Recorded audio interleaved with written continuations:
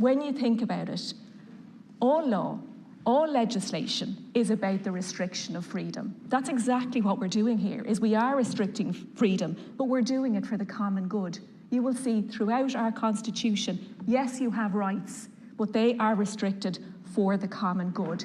Everything needs to be balanced. And if your views on other people's identities go to make their lives unsafe, insecure, and cause them such deep discomfort that they cannot live in peace, then I believe that it is our job as legislators to restrict those freedoms for the common good. Wow. Well, welcome back to Azimuth Podcast. I'm Barrett McNabb, and I'm here with my beautiful wife, Kimberly McNabb. And Ireland has proposed a new hate speech bill. You can't make this stuff up. No. It must have been casual Friday for a senator. But anyway, Irish Senator Joe O'Reilly defends this hate speech bill with violent attacks start with jokes. I don't think the Unabomber ever had a bit in a comedy club. 9/11 hijackers didn't exactly headline at the Laugh Factory, Kandahar. I don't think so. No. And I've never seen a riot outside of an SNL studio. And maybe I missed a spike in BLM-style riots after an Adam Carolla tour. I missed that one. Well, I mean, here we go. This is, I'm from the government and I'm here to help. Obviously, this is the Irish version of that and not Ronald Reagan. But, here we go. Yes, we have protections. You have protections, and we've granted you protections. We've even made them as part of our Constitution. But we're going to take those away to help you. I mean, this is really just absolutely absurd.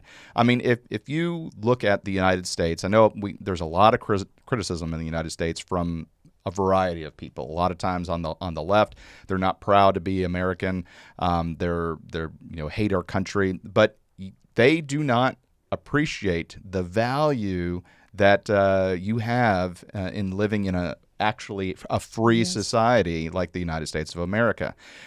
You would think that Western Europe would have freedom, and they say, well, they're a free country, but if you look at the laws in England and the laws in France and the laws in the Netherlands and the laws in Ireland, you do not have the same freedoms that you do in the United States. You can criticize anybody you want in the United States. Yeah, you can't do that elsewhere. But you can't do that elsewhere. And if you don't believe us, just ask someone who lives in England or Canada, and they will tell you that despite the flaws they see in us, they envy our freedom of speech. Absolutely. I mean, even just a few months ago, there was a woman that was silently praying just in her own mind, not saying any words, outside of an abortion clinic, and she was arrested for her thoughts. This was in the UK? This is in the UK, and I mean, she was silently praying. She wasn't bothering anybody. She was just looking down at her shoes, and she was arrested. She could have been looking at her shoelaces. She could have been doing anything. However, the government inferred that she was praying outside of the abortion clinic, and they arrested her for her thoughts, not for any offending behavior. So, I mean, this is not outside the realm of possibility that government comes in and just truly chooses what you can and what you cannot think, say, and do.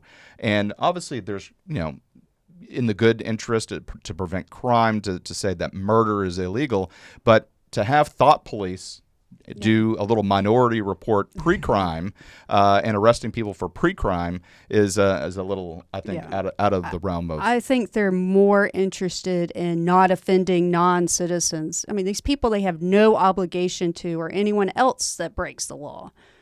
Yeah, I mean that's just true. I mean, banning free speech makes it easier to centralize the government. Countries like North Korea and China, you just can't criticize the government. I mean, you You'll get disappeared. Yeah. Yeah, I mean, and you go to jail or you'll just get shot. And so Or sent to re-education camp. yeah, exactly. And so we're just sad that that countries that people admire are doing these type of restrictions on free speech, and social media is kind of helping them sometimes. I think we've seen some reports where there's collusion between the Biden administration and some social media about restricting speech, and that's just horrible. I mean, that's why it's enshrined in our Bill of Rights to have freedom of speech, because it's important. And if you try and take it away, there's nothing good that comes And out no of it. getting it back. Yeah. So here's a tweet from Conor McGregor. Yes. Former UFC fighter Conor McGregor is reportedly under investigation for a series of tweets criticizing his government officials. He slammed Ireland's Prime Minister Leo Varadkar for comments he made on social media about a hostage taken by Hamas. Varadkar had described the 9-year-old released from Hamas as a child who was lost, has now been found and returned. I mean, when you say lost, going to a grocery store and you're not paying attention, and your child walks down aisle 7 and you go down aisle 8 and you're looking for each other, that's lost. Yes. I mean, that's lost. I mean, when you take a jacket and you put it down and you forget it and it comes back and it's lost, and you go to the lost and found to get it back, that's lost. Yes, being taken by savages is being taken by savages. Yeah, I mean, being kidnapped is not lost. Being kidnapped is abducted and It's traumatized for life. Exactly. So McGregor responded to that tweet. She was abducted by an evil terrorist organization, and the mixed martial artist also wrote that what is with you and your government and your paid for media affiliates constantly downplaying and attempting to repress horrific acts that happen to children. You are a disgrace. The day after stabbing children in Ireland, not one paper had it on their front cover, and we will not forget. And so he's a native Dubliner. And so he's a 5-time mixed martial artist. So he's very famous. He's got a great platform, And he spoke the truth. And so now his government is investigating him for how dare he criticize the government. This is just absolutely absurd and not the route that that should be going down. Exactly. Well, he also posted on X his response to riots of outrage after 3 children and a woman were stabbed at a primary school, which is their elementary school. And the perpetrator is this Algerian that came 20 years ago. He was supposed to be deported. He fought it. He stayed. This was not the first time he was caught with a knife. He got, let go. And then he stabs, these 3 young children. I think they're like 5 and 6. And, he was diagnosed recently with a brain tumor, some acquaintances of his said. And I can only imagine who paid for those scans. Socialized medicine. Yes. And his acquaintances said that he had been acting erratically lately. Well, I'm sorry, but unfortunately, there are a lot of people that had brain tumors, whether they were successfully removed or not. I haven't exactly seen a lot of news articles saying, oh, they started stabbing people. Right. No, this is a morally bankrupt person, an evil person, to stab a 5-year-old. They weigh like 40 pounds. I mean, they're a fraction of his size. They're just going to school. They're not doing anything to you. No, this is an evil person that has no business being in your country. Yeah, I mean, another senator said that this is why we did the jokes because apparently this hate speech starts with jokes, right? And so it was due to these jokes and due to these statements and due to these actions that led the children to be put into the position that they were in for them to get stabbed. And that logic does not make any sense at all. And in the South, we would say that dog don't hunt. That's the old. They asked for it, and that's just the wrong answer. And I think anybody you talk to would say that that's the wrong answer. But you're not enforcing laws, and when you don't enforce laws that are already on the books, rather than inventing new laws, then you run into these problems. Your immigration laws, if you're not enforcing them, and the danger is with Ireland being part of the EU, and he now has an Irish passport after 20 years, right? Go off and do it somewhere else. Yeah, I mean, he can go anywhere in the EU and go to a country. And so this is just absolutely tragic. I mean, we have Kate Steinle in San Francisco in July 2015. The perpetrator was acquitted of murder, but he was held on gun charges, and he had been deported 7 times, I believe. Yeah, about that many times. I find interesting. He was acquitted on murder that happened in broad daylight with her own father right there. They acquitted him of murder, but they're keeping him on gun charges. Yeah. And if you how dare you? We don't care about the murder part, but the gun charges, we care about that. Right. Yeah. I mean, it's just absolutely absurd. And you get these problems when you don't enforce the law. You decriminalize everything. Someone, even in small town Georgia, where I'm from, someone I'm very close to just went through an awful divorce, and she got the house in the divorce, and he showed up on the property, and she called the cops, and his car was there, and they're like, well, he's going to have to come back and get his car. And she said, why aren't you taking him, making him take the car? Well, it smelled a little alcohol in his breath. He was drunk driving. You're going to escort him somewhere and let him come back off when he's not supposed to be there at all. I mean, it's just everything's decriminalized, and it's so hard as a parent to teach your kids that there are consequences when adults around them aren't getting consequences. It's impossible. But back to McGregor. In the tweet, McGregor made a hint at a possible government run. And after seeing his tweets and the positions that he holds, I kind of like this. So, and I think he would do really well running for a government post. He has name recognition. He has money. He clearly has the fighting spirit. He has a clear backdrop / stance on the issues. So you know where he stands. I hate these mealy-mouthed politicians. They're talking to one group of press this way and another group this way, or the pressure really gets on, they change their tune. I think he's very clear on where he stands, thank goodness.